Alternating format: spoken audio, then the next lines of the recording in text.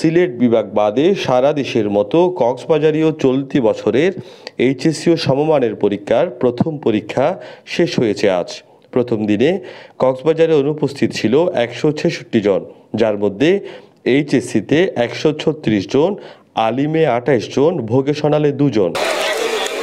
পরীক্ষা শেষে প্রশ্নপত্র নিয়ে সন্তোষ বেশিরভাগ শিক্ষার্থী, আবার কেউ কেউ জানিয়েছেন অসন্তোষের কথা। অনেক ভালো হয়েছে, প্রশ্ন অনেক ইজি হয়েছে, এমসিকিউ বিশেষ করে অনেক ইজি হয়েছে। ভালো হয়েছে, আজকে প্রথম পরীক্ষা হিসেবে একটু ভয় ছিল, এতটুকুই। সিকিউ ভালো হয়েছে, সিকিউটা একটু নার্ভাস ফিল করছি, তবে আলহামদুলিল্লাহ ভালো করছি। নির্ধারিত সময়ে পরীক্ষা শুরু হওয়ায় খুশি অভিভাবকেরা। তবে সকাল থেকে আষাঢ়ের বৃষ্টিতে বিপাকে পড়েছেন প্রথম দিনের এইচএসসি ও সমমানের পরীক্ষায় অংশ নেয়া শিক্ষার্থীরা ও সঙ্গে আসা তাদের অভিভাবকরাও। এখন ঝড় বৃষ্টি একটু ঝামেলা হয়েছে, ভালো রেজাল্ট করবে এরকম আশা। বৃষ্টি থাকলেও বাড়ি থেকে বের হচ্ছে, গাড়ি রাস্তা পেয়েছিল, তার কারণে চলে আসতে পারছি আর কি।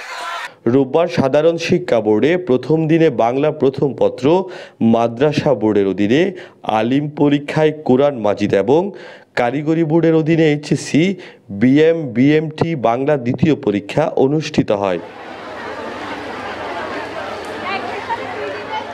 অনুষ্ঠিত পরীক্ষায় জেলায় 35 কেন্দ্রে 16,698 জন শিক্ষার্থী পরীক্ষা দিচ্ছে, যার মধ্যে এইচএসসিতে 13,728 জন, আলিমে 1,966 জন এবং ভোকেশনালে 1,004 জন।